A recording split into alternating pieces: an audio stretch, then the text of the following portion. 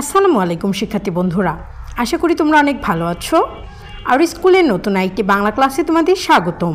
আজকের ক্লাসে আমরা 3.4.4 এটি কেন বিশ্লেষণমূলক লেখা এই টপিকটা পড়ব।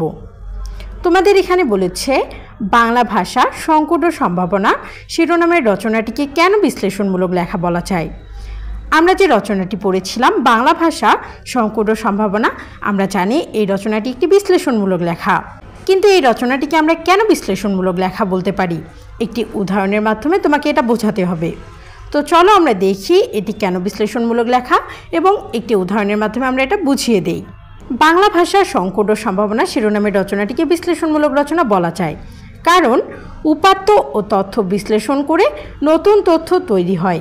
এভাবে বিশ্লেষিত তথ্য দিয়ে যে রচনা লেখা হয় তাকেই বিশ্লেষণমূলক রচনা বলে। তাহলে আমরা জানি উপাত্ত ও তথ্য বিশ্লেষণ করে নতুন নতুন তথ্য তৈরি হয় এবং এভাবে বিশ্লেষিত তথ্য দিয়ে যে রচনা লেখা হয় তাকেই বিশ্লেষণমূলক রচনা বলা হয়। এই যে বাংলা ভাষার সংকট ও সম্ভাবনা, এই রচনায় লেখক কিছু তথ্য বিশ্লেষণ করে নতুন তথ্য তৈরি করেছেন, তাই এই রচনাটিকে বিশ্লেষণমূলক রচনা বলা যায়।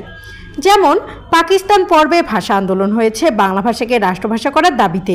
1971 সালে 16 ডিসেম্বর বাংলাদেশ বিজয় লাভ করে এবং 1972 সালে 16 ডিসেম্বরে জাতীয় সংসদে গৃহীত বাংলাদেশের সংবিধান রচিত হয়েছে বাংলা ভাষায়। এই যে পাকিস্তান পর্বে ভাষা আন্দোলন হয়েছে বাংলা ভাষাকে রাষ্ট্রভাষা করার দাবিতে, এটি একটি তথ্য। এরপর 1971 সালে 16 ডিসেম্বর বাংলাদেশ বিজয় লাভ করে। 1972 সালে 16 ডিসেম্বর জাতীয় সংসদে আমাদের বাংলাদেশের সংবিধান রচিত হয়। এগুলো হলো উপাত্ত। এই যে তথ্য এবং উপাত্তের মাধ্যমে এই রচনাটি বিশ্লেষণ করা হয়েছে। এই তিনটি তথ্যের মধ্যে প্রাবন্ধিক যোগসূত্র খুঁজে পেয়েছেন এবং তিনি মন্তব্য করেছেন বিজয় দিবস, সংবিধান দিবস এবং ভাষা আন্দোলনের একটি বিশেষ পরিণতি লাভ একসঙ্গে মিশে গেল। আর তাই আমরা এই রচনাটিকে একটি বিশ্লেষণমূলক রচনা বলতে পারি। তো শিক্ষার্থীরা, আশা করি তোমরা বুঝতে পেরেছ আমরা বাংলা ভাষার সংকট ও সম্ভাবনা শিরোনামের রচনাটিকে কেন বিশ্লেষণমূলক রচনা বলছি।